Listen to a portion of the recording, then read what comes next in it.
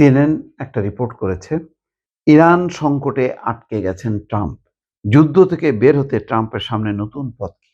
আপাতত কোনো পথ নেই বলেই মনে করা হচ্ছে।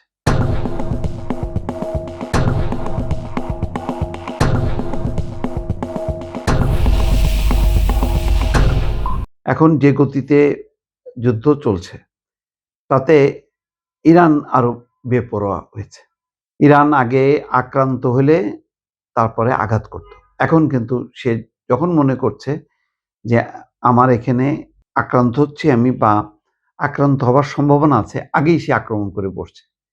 যেমন এই 5 দিনের যুদ্ধবিরতি কিভাবে আবার জড়ালো যুদ্ধে জড়ালো যে জর্ডানে আকস্মিকভাবে হামলা চালালো ইরান, মার্কিন 2টি ঘাঁটি লক্ষ্য করে, তারপরে আবার শুরু হলো।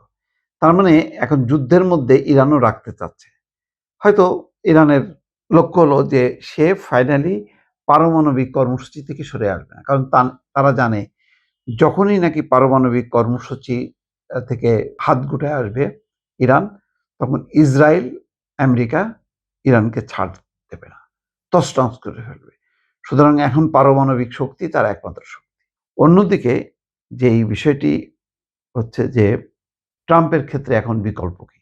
ট্রাম্পের নভেম্বরের মধ্যবর্তী নির্বাচন, মার্কিন জনগণ এই যুদ্ধ পছন্দ করছে না, এটা পরিষ্কার।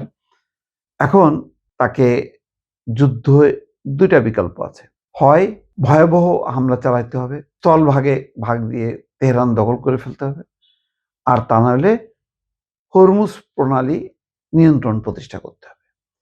কিন্তু 2টার কোনোটাই সম্ভব হয়নি। স্থল অভিযান শুরু হলে বা স্থলভাগ দিয়ে আক্রমণ করলে আমেরিকার শত শত সৈন্য নিহত হবে, এটা ট্রাম্প ভালো করে জানে। ফলে স্থলপথের অভিযান করতে ট্রাম্প রাজি হচ্ছে না, সিদ্ধান্ত নিয়েও পিছিয়ে আসছে। অন্যদিকে হরমুজের নিয়ন্ত্রণ নেওয়াটা কঠিন এবং অসম্ভব ব্যাপার, এবং ঘুরে ফিরে কিন্তু ইরান সবকিছু বাদ দিয়ে তার নজর হরমুজে, কারণ হরমুজই একমাত্র ইরানকে রক্ষা করতে পারে।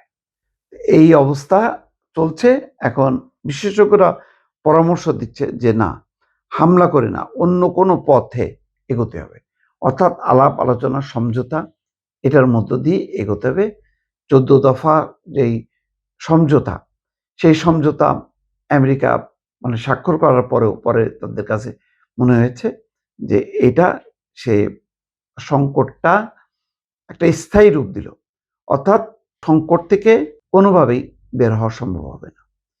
তো একটা জটিল পরিস্থিতি, একটা গভীর সংকট। এখানে কিভাবে এখন নতুন করে যেভাবে ভয়াবহ হামলা হচ্ছে, কূটনৈতিক প্রচেষ্টা যেগুলো ছিল সেই জিনিসগুলো এখন থেমে গেছে।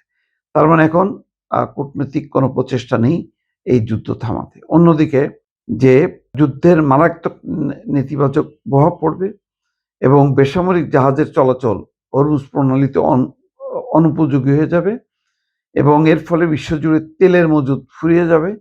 তেমনি ডিজেল এবং সারের জ্বালানি এবং কৃষি উপকরণের দাম আকাশচুম্বী হয়ে যেতে পারে।